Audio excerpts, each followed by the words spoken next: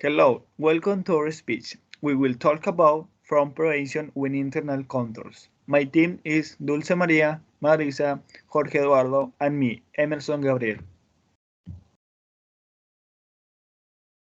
Introduction. Internal controls are the process and methods that every entity must follow to ensure the validity and accuracy of the financial statements. In addition, these controls protect the company and comply with laws, rules, and regulations, prevent, detect, and correct misstatements that occur within the financial accounting process.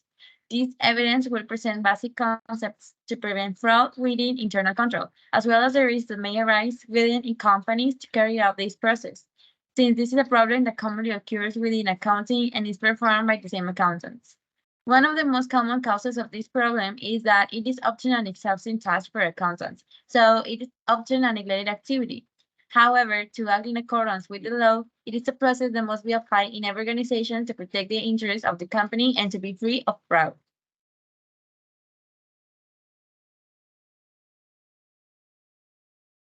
What is internal control? Internal control in a company refers to a set of policies, procedures, practice, and mechanisms designated and applied by the management and personnel of the company to safeguard the existence of the organization, ensure the integrity of financial records, promote operational efficiency, and comply with applicable laws and regulations.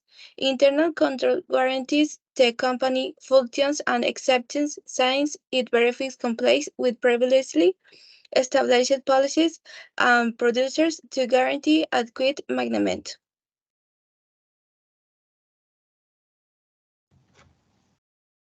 Some key elements of the internal controls. Controls environment. This refers to the tone set by stone managed and includes business ethics, values, culture, and the importance placed on integrity and responsibility. Risk assessment. The company must identify and evaluate the risks to which it is exposed. Control activities. This is where procedures and policies are established to meeting identified risks. This may include approval policies, authorizations, process, reconciliation procedures. Objectives of internal control. Among the objectives of internal control, we have the following: safeguard company assets, guarantee the integrity and reliability of finance and accounting records, ensure compliance with applicable laws and regulations, verify compliance and implementation of international policies, maximize operation efficiency and resource effectiveness, prevent and detect fraud and errors.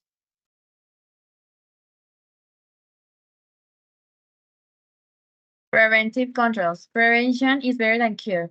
A preventive accounting control prevents a misstatement from entering the accounting system. It's the first line of defense, and misstatements spotted here are considered before the fact. An effective preventive control can spot misstated transactions easily at input level. Below are the four common preventive controls, which are authorization, segregation of duties, employee hiring and trainings, and employee access and exposure.